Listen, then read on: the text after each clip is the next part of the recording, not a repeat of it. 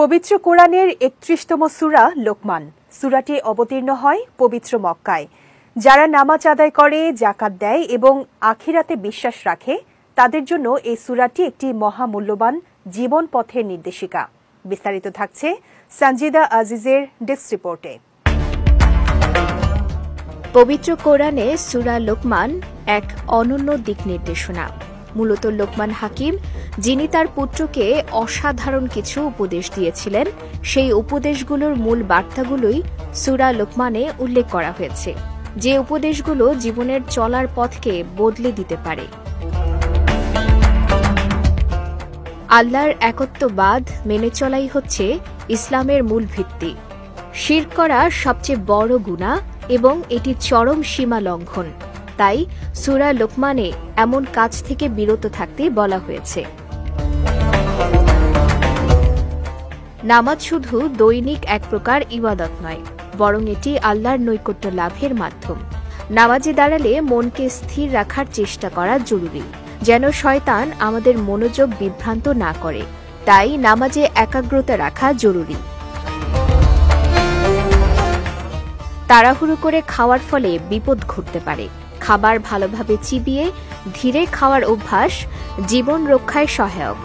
সূরা লোকমানে খাবার ধীরে খাওয়ার পরামর্শ দেয়া হয়েছে। অন্যের গোপনীয়তায় হস্তক্ষেপ করা থেকে বিরত থাকা উচিত।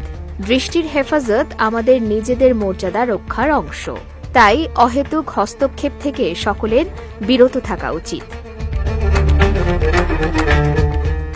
অসতর্কভাবে বেশি কথা বলার ফলে অনর্থ হতে পারে।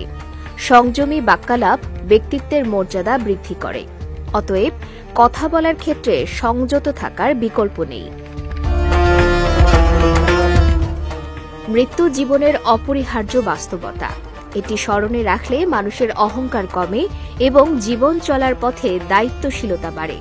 তাই সার্বক্ষণিক মৃত্যুকে স্মরণ রাখা উচিত।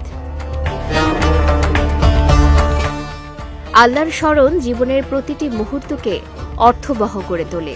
সূরা বাকারায় আল্লাহ বলেন, যদি তোমরা আমাকে স্মরণ করো তবে আমি তোমাদের স্মরণ করব।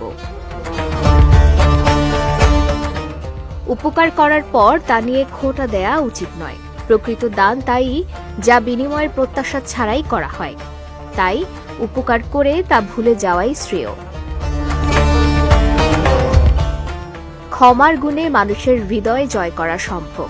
তাই কেউ আঘাত দিলে তা ভুলে যাওয়াই উত্তম। সূরা লোকমানের এই উপদেশগুলো শুধুমাত্র ধর্মীয় শিক্ষা নয়, বরং এগুলো মানবিক মূল্যবোধের মূর্ত প্রতীক। উপদেশগুলোর সঠিক প্রয়োগ জীবনে বয়ে আনতে পারে শান্তি ও সমৃদ্ধি। সঞ্জিদা আজিজ, বিজয় টিভি, নিউজ ডেস্ক।